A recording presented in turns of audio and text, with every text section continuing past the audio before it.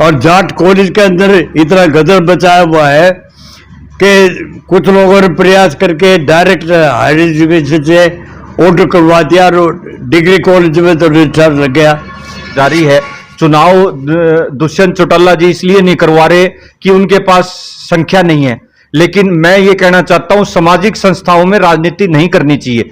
ये छोटी से छोटी जो ये स्तर इनका जो इतना गिर गया है, इन शिक्षण संस्थाओं में जो हमारे पूर्वजों की बनाई हुई संस्थाएं हैं उसमें राजनीति का सेप ना करें। अगर युवाओं को ये कहना चाहता हूँ नवशोर के माध्यम से कि आए और इस लड़ाई को पूरी लड़े। 85 साल की उम्र में एक बुजुर्ग ये लड़ाई लड़ने के लिए तैयार है, तो हमने सब ने इनका युवाओं ने साथ देना चाहिए।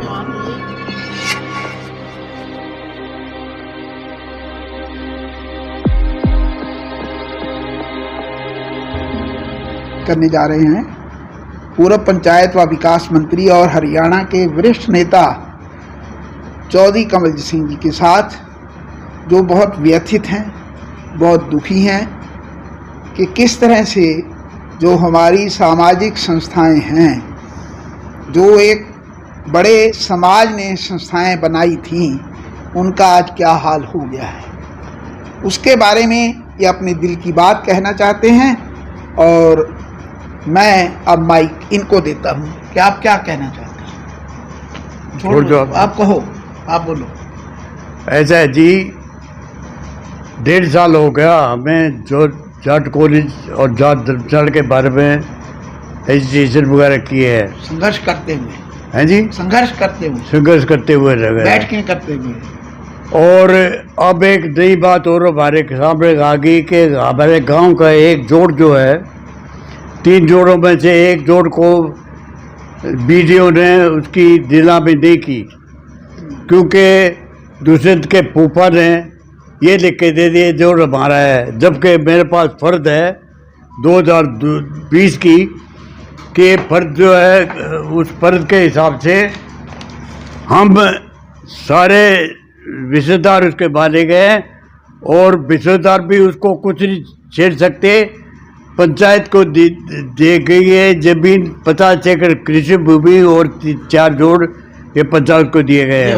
अब धर्मशाला की बात, अब धर्मशाला में हमारे प्रयास से जिला के रजिस्ट्रार ने एक एडमिनिस्ट्रेटर लगा दिया था, लेकिन क्योंकि उसके ऊपर ठप्पा मेरे नाम पर लग गया, हालांकि मैं उस आदमी को जानता नहीं था, फिर भी दुष्यंत ने आज बदल के और दूसरा रजिस्ट्रार लगा दिया, उसका अच्छा काम करते हुए भी। वो कौन लगा दिया? वो है जी, वो किसको लगा दिया? कोई रिलेटिव है? वो दुष्यंत चौटाला के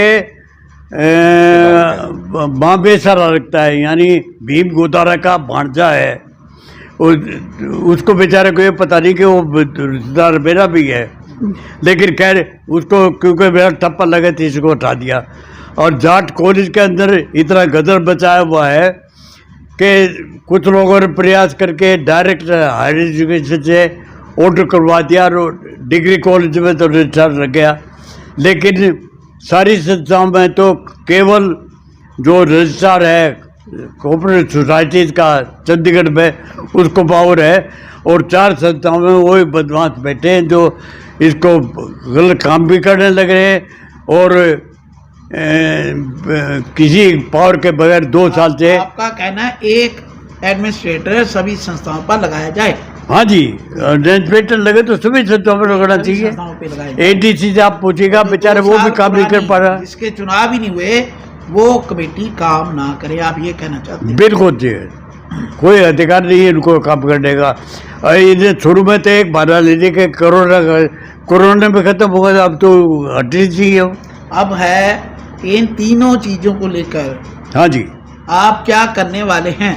देखिए जी, जाट धर्मशाला का तो काम ठीक हो गया, वी आर सेटिस्फाइड।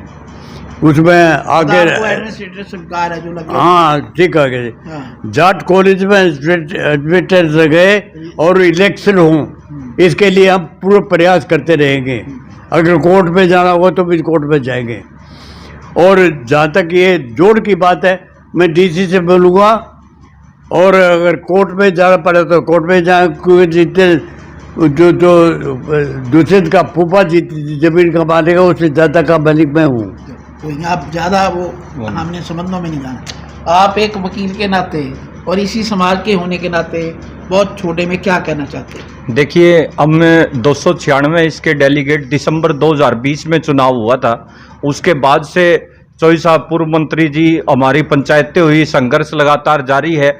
चुनाव दुष्यंत चौटाला जी इसलिए नहीं करवा रहे कि उनके पास संख्या नहीं है, लेकिन मैं ये कहना चाहता हूं सामाजिक संस्थाओं में राजनीति नहीं करनी चाहिए। ये छोटी से छोटी जो ये स्तर इनका जो इतना गिर गया है, इन शिक्षण संस्थाओं में जो हमारे पूर्वजों की बनाई हुई संस्थाएं हैं उसमें राजनीति का हस्तक्षेप ना करें।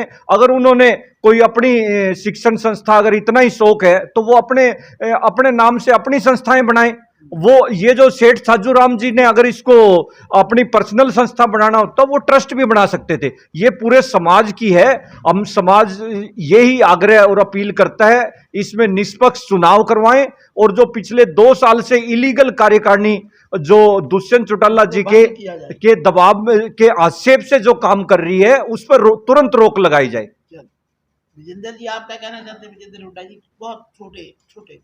मैं ये कहना चाहता हूँ कि हमारे समाज की धरोहर चौधरी कंवल सिंह जैसे ईमानदार चरित्र के लोग ऐसी लड़ाई लड़ रहे हैं, और मैं युवाओं को ये कहना चाहता हूँ नवछोर के माध्यम से कि आए और इस लड़ाई को पूरी लड़े। 85 साल की उम्र में एक बुजुर्ग ये लड़ाई लड़ने के लिए तैयार है, तो हमने सब ने इनका युवाओं ने साथ देना चाहिए। तो यही है भाई 85 साल की उम्र में तो बुजुर्ग ही होंगे और क्या होंगे जी। ये तो हौसला है इनका, ये सच्चाई के साथ लड़ाई लड़ रहे हैं।